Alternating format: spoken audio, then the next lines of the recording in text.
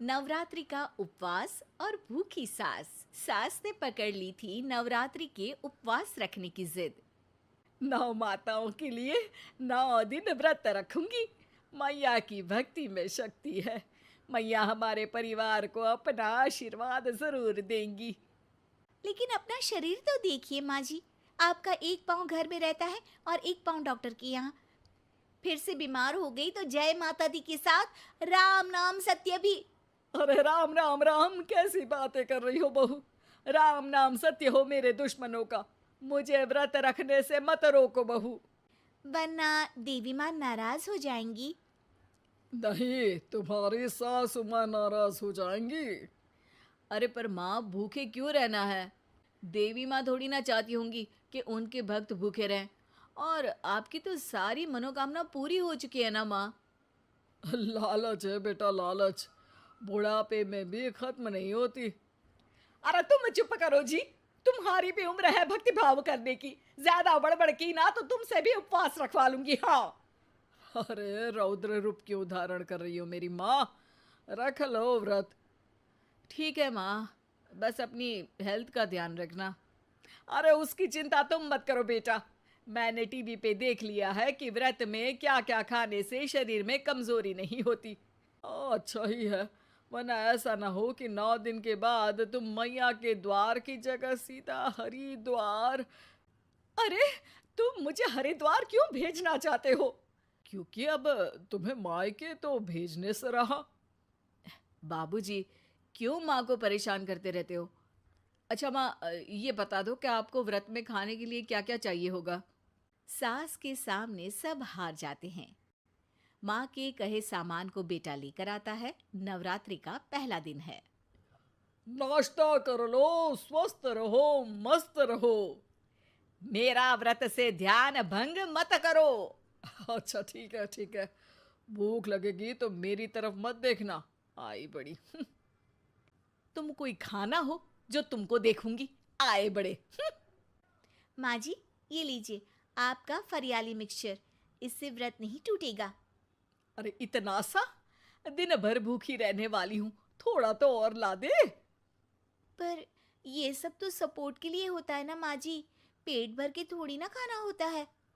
करवा चौथ का व्रत नहीं रख रही हूँ जो कुछ ना खाऊं पीऊं। हाँ यार, ये तो मैंने सोचा ही नहीं। तुम इतने सारे व्रत रखती हो तो मेरे लिए करवा चौथ का व्रत क्यों नहीं रखती? अरे जुबान पे तुम्हारा नाम न रखूं, व्रत क्या खाक रखूंगी तुम्हारे लिए। माँ के कहने पर बहू और भी फरियाली ले आती है, जिसे खाकर माँ डकार मारती है।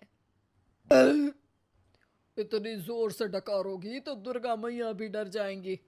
तुमने तो उनके शेर से भी तेज आवाज निकाल दी। अरे शेर के जैसा पंजाबी मारती हूं मैं, देखना चाहोगे? तुम्हें पता है ना, व्रत रखते समय हिंसा वाली बातों से, विचारों से और बुरी चीजों से दूर रहना चाहिए।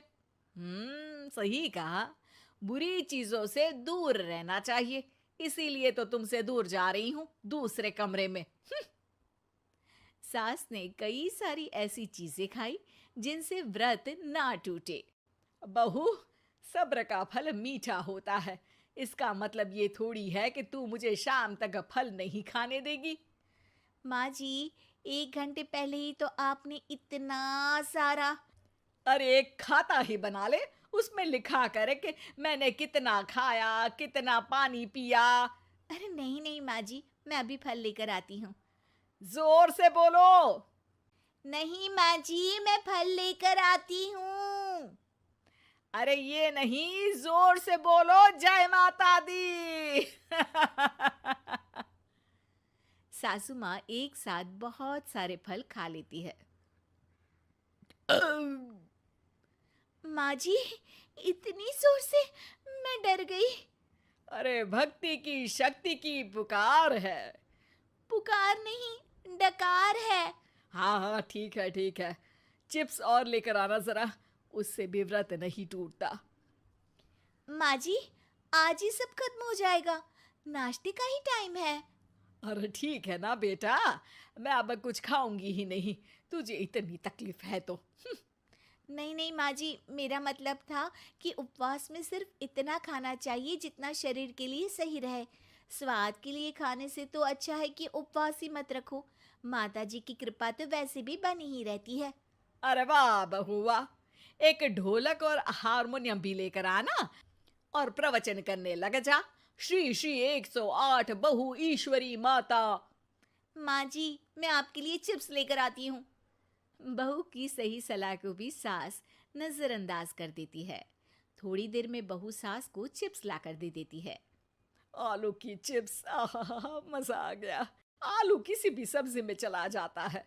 आलू पनीर, आलू पालक, आलू टमाटर, आलू भिंडी और तो और पराठे में भी चला जाता है।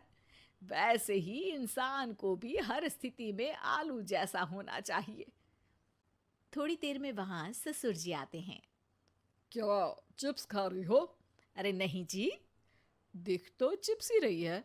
अरे तो पूछ क्यों रहे हो? अरे गुस्सा क्यों हो रही हो? उपवास में गुस्सा नहीं करना चाहिए। और ऐसा तो है नहीं कि सिर्फ तुम उपवास करती हो, हमने भी तो किया होगा कभी। नहीं जी नहीं, तुम तो कर ही नहीं सकते। तुम उपवास में भी भेजा खाओगे और भेजा खाने से उपवास टूट जाता है। अच्छा थोड़ी सी चिप्स मुझे दे दो, मन ललचा रहा है। नहीं, उपवास के लिए है। तुम अपना खाना खा लेना जो भी बने। पूरा दिन सास कुछ ना कुछ खाती रहती है। जैसे ही रात होती है, अब बस उपवास हो गया, अब मैं खाना खाऊंगी। जो दिन भर से खा रही थी उसको क्या बोलते हैं? बाबूजी क्यों माँ को परेशान करते रहते हो? अरे लड़के, तेरी माँ दिन भर से इतना खा चुकी है कि देश में भूखमरी की समस्या इसी की वजह से बढ़ रही है। और खाने की दिक्कत नहीं है, कितना भी खाए लेकिन सेहत इधर उधर होती रहती है। कुछ ऊपर नीचे हो गया तो तेरी माँ खाने के बाद हाथ धोएगी और तू अपनी माँ से हाथ धो बैठेगा। अरे इत्तू सा तो खाया था, उपवास भी ना तोड़ू क्या? ठीक है, नहीं खा रही बस। अरे बहू तुम ही बताओ, ये इत्तू सा मतलब कितना खाया है इसने? ना जी ना, मैं कुछ नहीं बोलूंगी। खाना दे रहे हो या नहीं, या 9 दिन बिना जल के उपवास रख लूं? देने के लिए धमकी अच्छी है, सुनने में भी डरावनी लग रही है। पर जैसे तुम्हारी जुबान में स्वाद का खून लगा है ना, तुम भूखी नहीं रह पाओगी। मैं कसम खाती हूँ जी। अरे देखो, कसम भी खाओगी तुम। अरे कुछ और दे दो इसको खाने को। ये ले, दाल चावल खा ले बस। डॉक्टर भी कहते थे कि माँ को आए दिन पेट से जुड़ी समस्या रहती है। बस इसी के लिए घर वाले पहले उन्हें उपवास नहीं करने दे रहे थे, लेकिन जब उपवास करने दिया तो माँ ने इतना फरियाली खाया कि घर वालों की चिंता बढ़ा दी। और जैसा कि घर वालों को डर था, अगले दिन उनकी तबीयत